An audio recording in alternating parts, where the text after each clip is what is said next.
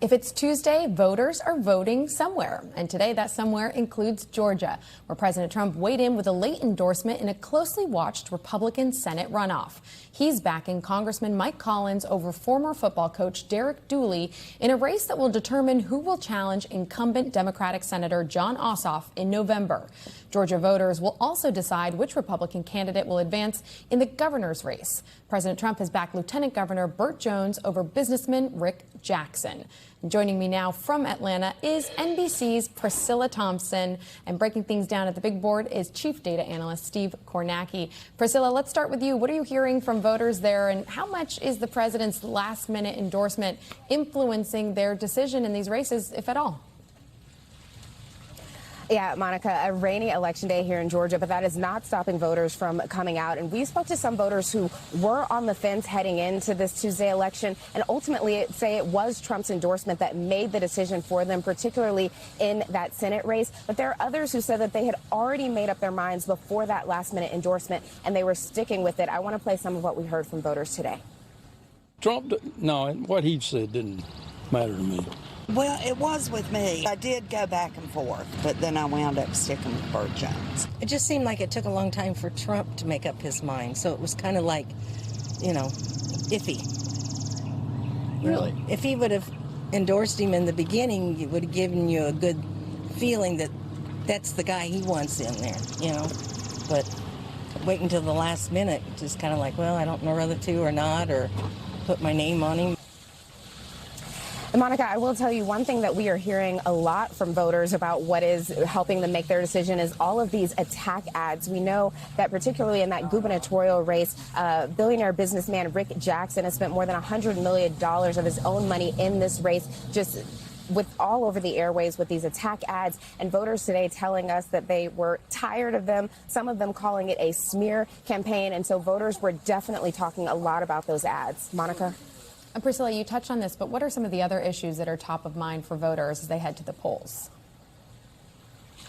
Yeah, so when I talked to voters about the actual issues, I got some interesting responses. Some people talked about very local issues like taxes and things like that. And others just said that they were looking for someone who was conservative, someone who matched their beliefs and their values. But it was really hard to nail folks down today on specific issues. And I even pressed people, you know, what about gas prices, the war in Iran? Is any of that on your mind as you're heading in to vote today? And many of them said that, you know, Iran could not have a nuclear war, a nuclear weapon. They felt that this war had to happen and that, yes, prices are up, but they expect that prices would go down. And really, we're just looking for candidates who align with their conservative values and would keep sort of rowing the boat in the same direction. But I think the question is, when the general election comes with Republicans looking to unseat Democratic Senator Jon Ossoff, how that is going to appeal and play with a general electorate.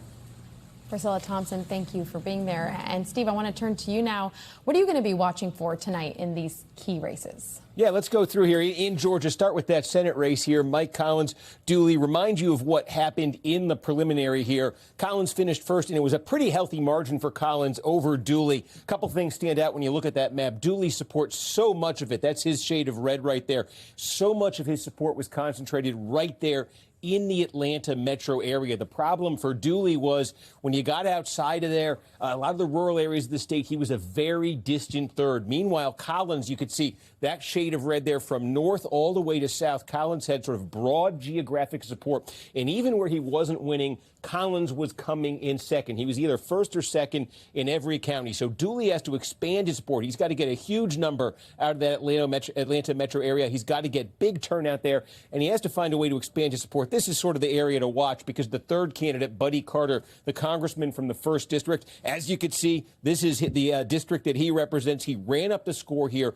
Collins came in second. Dooley was an afterthought. There's a lot of voters up for grabs here. These were Carter's voters. He's not in the runoff, so this is sort of the voters up for grabs. But Dooley, I think the clear underdog coming into this thing. That governor's race, well, obviously very competitive here. This is what it looked like in the preliminary. One interesting thing I'm going to be keeping an eye on again here, sort of in this Atlanta metro area, area. What's interesting, see this third candidate, Brad Raffensperger? He actually won a county here, and he did very well in this Atlanta metro area.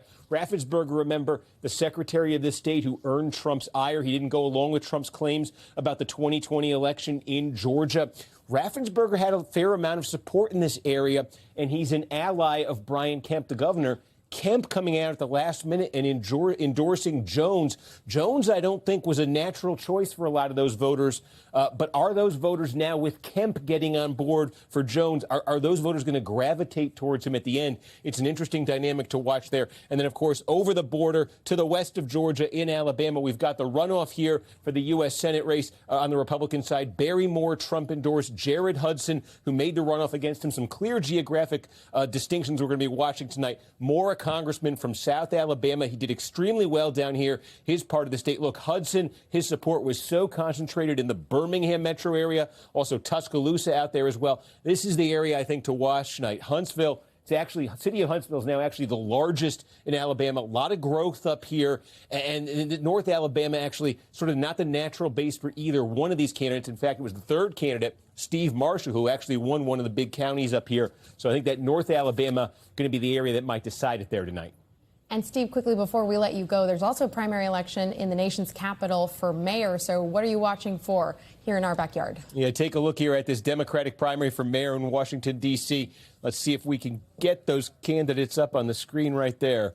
I thought we could. Hang on a minute. I want to test this. There they are. Okay. Sorry for bearing with me right there. But I think generally the two frontrunners here are acknowledged to be Councilwoman Janice Lewis-George, who's running as a Democratic socialist in this race. She's led in the limited polling there's been there. Kenyon McDuffie appears to be her main challenger, former councilman, former prosecutor, her main challenger. He's got a lot of support sort of from the business community. The outgoing mayor, Muriel Bowser, has said very complimentary things about him. But it's going to be interesting to see the numbers tonight, because this is ultimately going to be settled not tonight, but by ranked choice voting, going through that. So how these candidates stack up is certainly going to be interesting to watch tonight, as D.C. will end up with a new mayor this year.